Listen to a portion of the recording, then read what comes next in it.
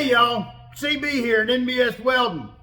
Gonna be doing some torch cutting today. Torch cutting by hand with a hand torch, manual operation hand torch. This is something that I think is a highly underrated skill. I think it should be focused on a whole lot more in the trade schools and in work environments in general. If you're on a job that involves steel fabrication whatsoever, and there's at least one guy there that's highly skilled with an oxyacetylene torch and has the equipment that he needs, it's a huge asset to the job. The things that can be done and the versatility of an oxyacetylene torch is something that's very impressive, but it does require some knowledge and skill and some tools.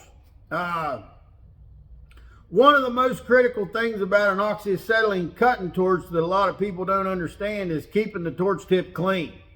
When you take your oxyacetylene torch and you light it and you get the flame right and you're getting the right amount of oxyacetylene, I generally, with the oxyacetylene, on my oxygen, I'm usually running about 40 psi.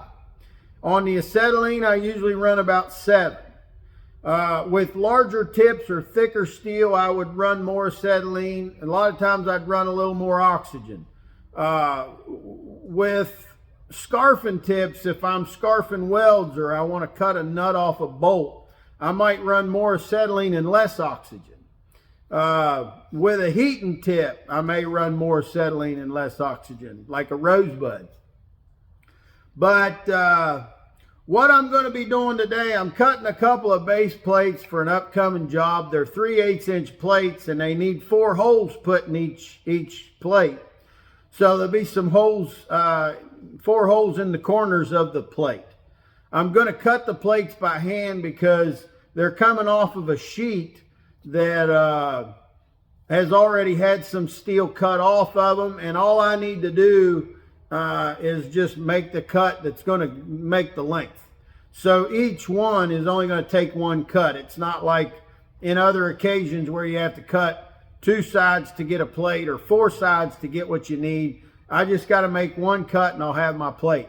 So the way I'm going to go about doing this, I'm going to go ahead and burn the holes. I'm going to burn 4 holes in the plate. What I need is about a 13/16 inch hole. We're going to be using 3/4 inch bolts. So as long as I'm around 3/4 or a little bigger, it's fine.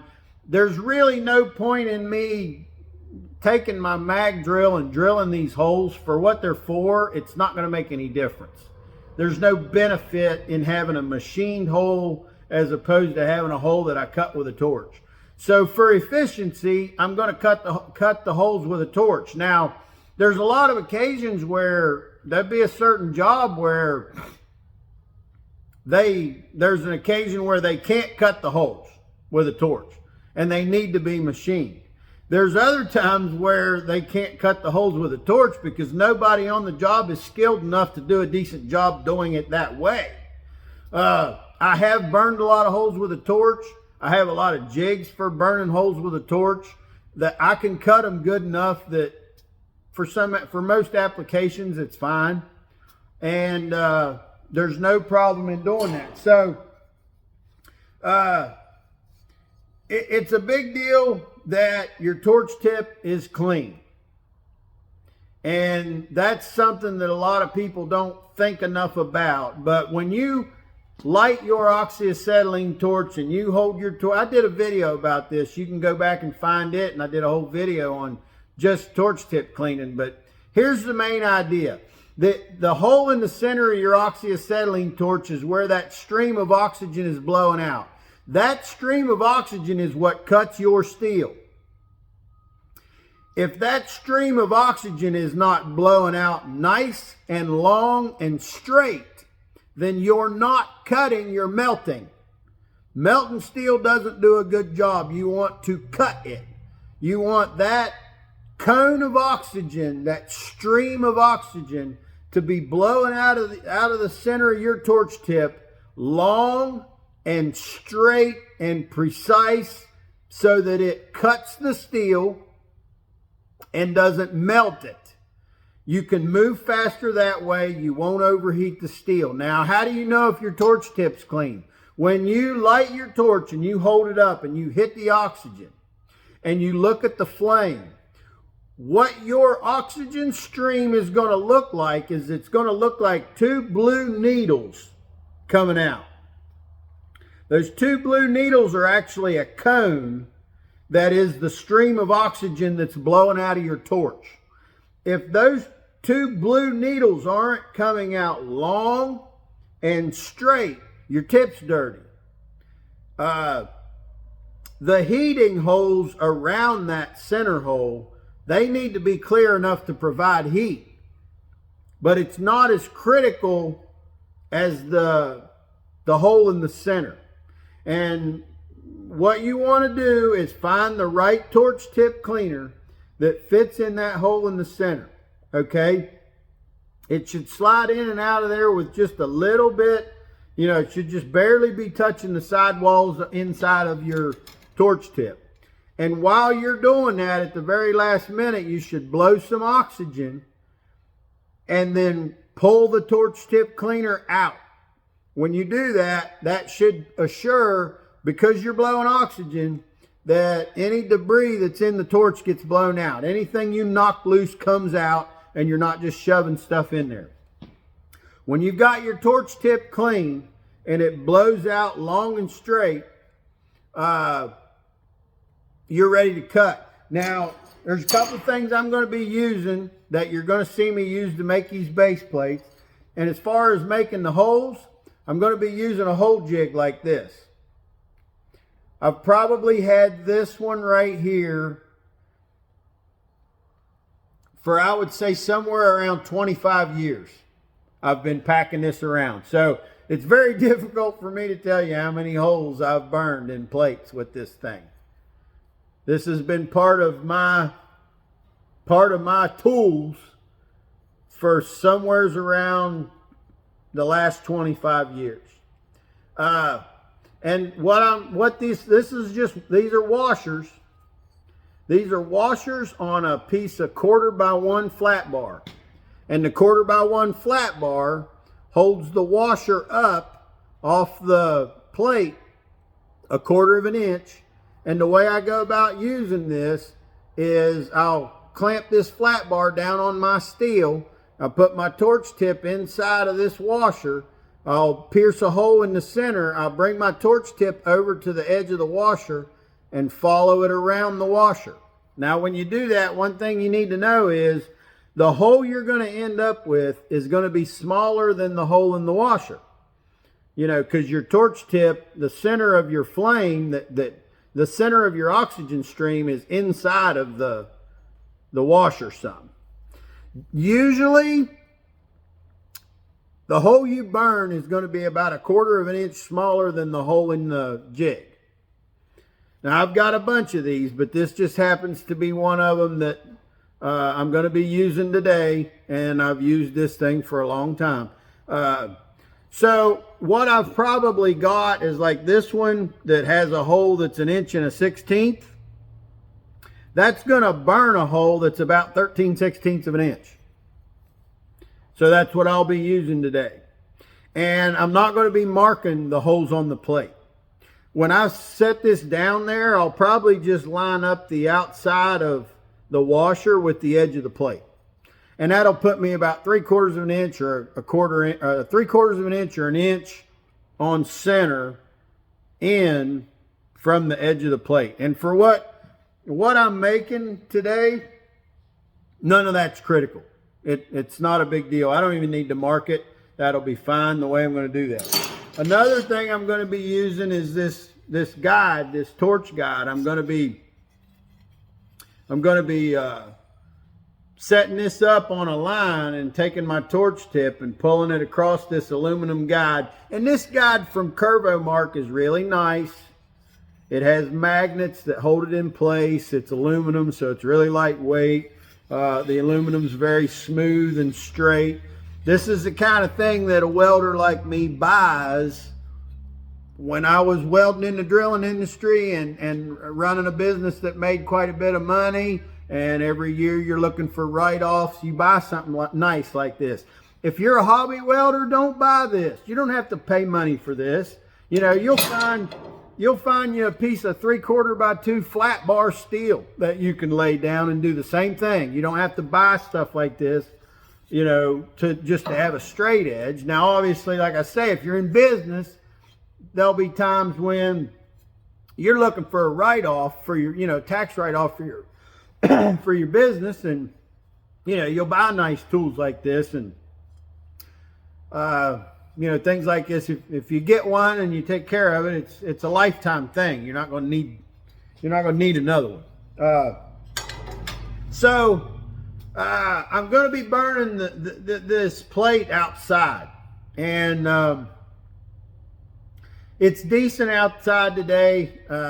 So that's one thing. Another thing is, anytime I can keep from having to sweep slag off the floor, I will, you know, do it out in the gravel.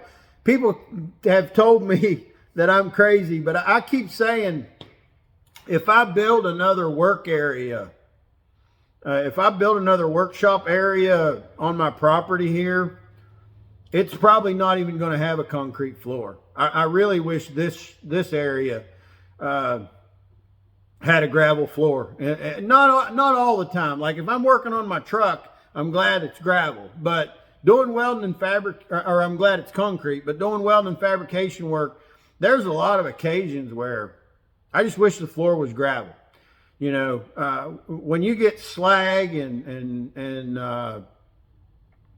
drill shavings and things on your concrete floor and you have to sweep them up, you know, on gravel you don't have to. You know, when I got drill shavings and slag on the floor on this concrete, it's dangerous. Like you'll slide. If you walk into a place where I've done a bunch of torch cutting and that loose torch slag is on the floor, it's like walking on BBs. It's dangerous. It's not like that on gravel. It just, you know, you don't track the stuff around if it's on gravel. Like if I walk through metal shavings from drilling holes here, it gets stuck in my boots because of the gravel, and I track it all over the place. It ends up in the break room floor. You know, that doesn't happen on gravel. It happens because I'm walking on concrete. And I think the concrete's hard on your back. And yeah, I've had some people say, oh no, you're going to want a concrete floor. But if I build another work area here, it's probably going to have a gravel floor. I'd put down small gravel. I'd run a vibrating roller on it. And I know that every couple years or months, you're probably going to have to go in there with a skid steer when it gets so full of torch slag and stuff that it's a mess. You might have to go in there with a skid steer and pull it all out and put in new gravel. But I would rather do that than sweep the floor, you know, constantly. But that's just one of my gripes about concrete. But so we'll do this burning, and y'all can follow along if you'd like, and we'll get these plates cut out.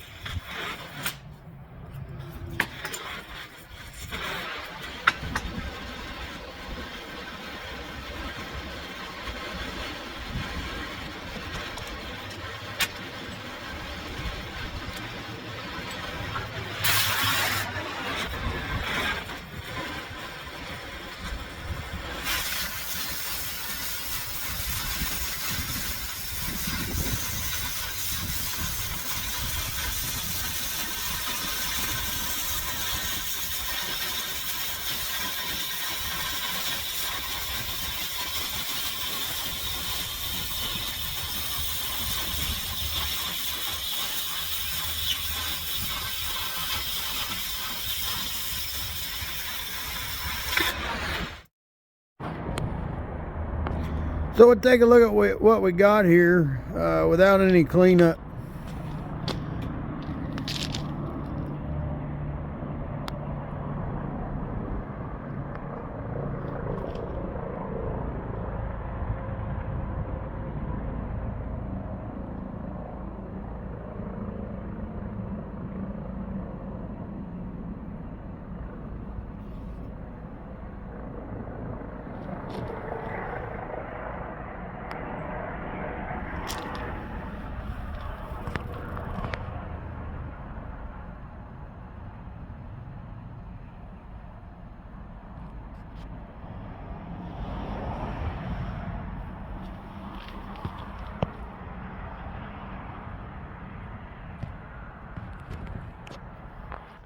So to me, for the job I'm going to do and what these plates are for, I think that cut quality is just fine.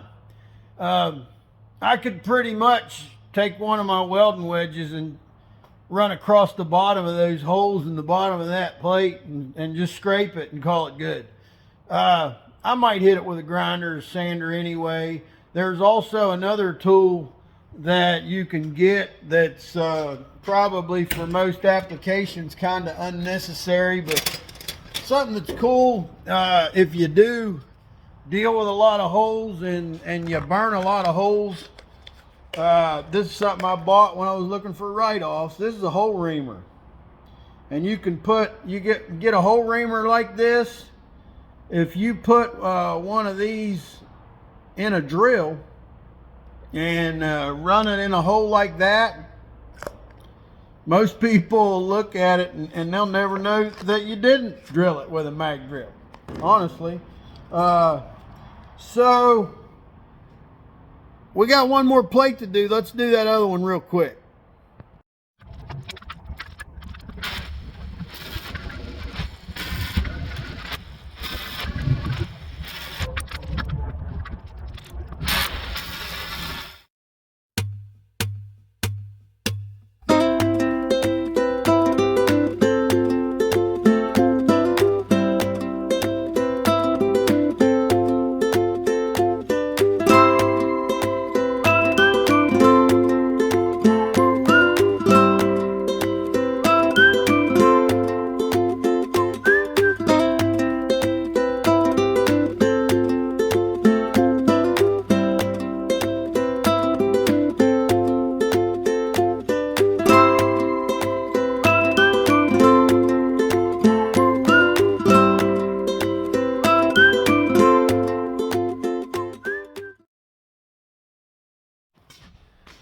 Well, I said for this application, those were fine the way they are. I just scrape them with a wedge, but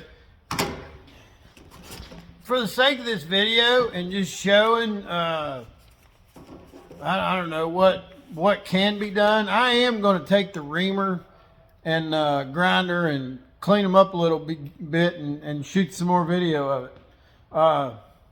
They don't need to be that good for what they're for. I'm going to do it for the hell of it.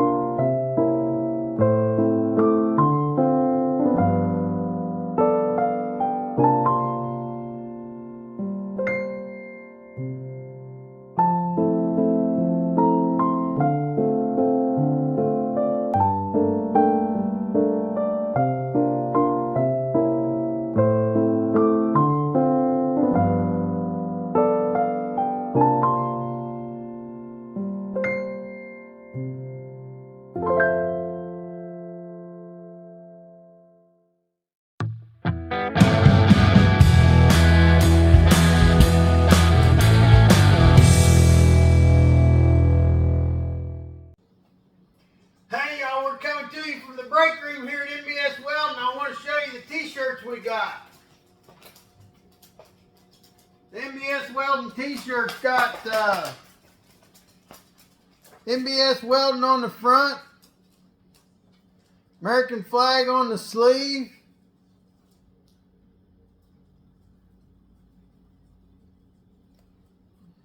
Great big MBS Welding here on the back. Helps the channel if you buy a t-shirt. If you're interested in a t-shirt, send Tina an email request. nbswelding@aol.com. Thank you.